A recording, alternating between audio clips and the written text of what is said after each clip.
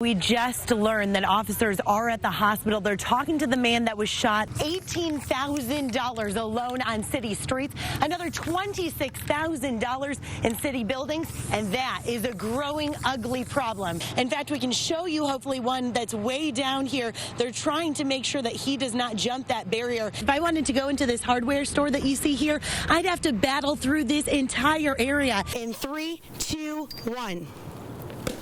Wow, shattered. Soon that detection will come from up above with a 360-degree camera. Take a look. I want to show you just the low visibility. Can you see the skyline in the distance? No, you can't. And by far the oldest and least skilled out here, I would like to mention. You can see all the shattered glass in it and just the amount that it's bent here on the bottom. That house, not very much left this morning. You can imagine what a scare this was for neighbors. Businesses are open, and yet the customers simply can't even get to the front door. That's right, and now we want to take that doctor's advice and put it to the test. So we've got two cantaloupes here, one that has a bike helmet on and one right here that does not. We want to see how they will do if we drop them from 2 stories high to show the impact that this could have on a child's brain. So first, let's start with the cantaloupe without a helmet. Ready? In 3, 2, 1.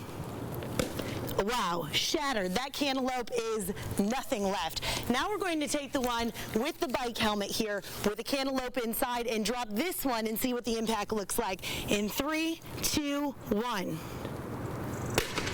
Wow, look at that. The cantaloupe is still intact. It's still inside of that helmet. We're going to get a closer look, see if there's any cracks inside the cantaloupe. And it looks like it is cracked open a little bit, but much less damage that we're seeing to this cantaloupe versus the one that we dropped without the helmet. Now, this is just one visual that shows you how important these helmets are.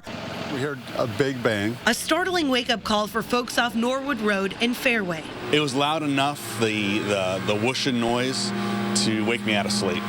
And then the thud confirmed that something bad had happened. Then we hear a second bang, and it was an explosion.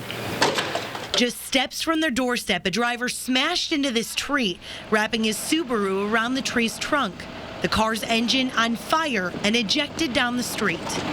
It was shocking because the engine was on fire 30 feet from the car, and the car must have literally exploded.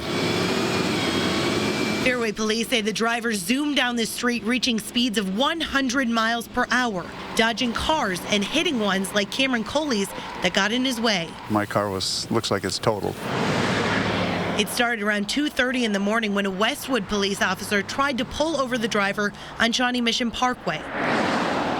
They say the driver made a quick dash through the Russell Stover parking lot and took off flying down Norwood. Within seconds, the driver was dead. This tree, the only thing keeping him from Jorge Paradello's front porch. It was frightening. It was frightening. I'm glad that the impact of that tree stopped it from going any further. So if you come away with anything from this, it's that no other innocent people were hurt. You know, a week before Christmas, that would just be more tragic than this already is. Right now, police are investigating if drugs or alcohol were a factor in the crash. Reporting in Fairway, I'm Sarah Hollenbeck, 41 Action News.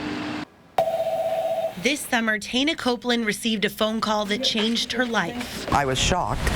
First off, I mean, I was, like I said, I didn't know anything about my grandpa, so when the Army contacted me, I thought it was a joke. The Army made an incredible discovery. Some 71 years later, the remains of several American soldiers were found. It's just incredible that the Army, they never stop looking for these people that are lost in war. Tana's grandpa, John Earl Copeland, just 21 years old, was killed in a B-24 crash in New Guinea.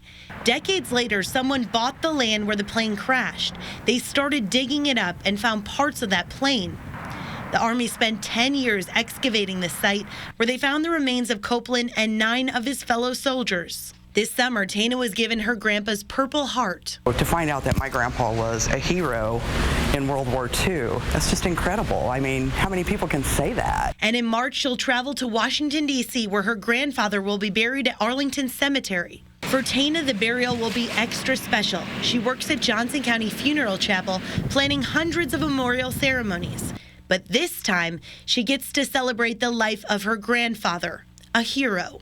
Not knowing much about him in my past, and finding all this out, it just kind of brings a tear to my eye that God has blessed me. God has blessed me so much. Sarah Hollenbeck, 41 Action News.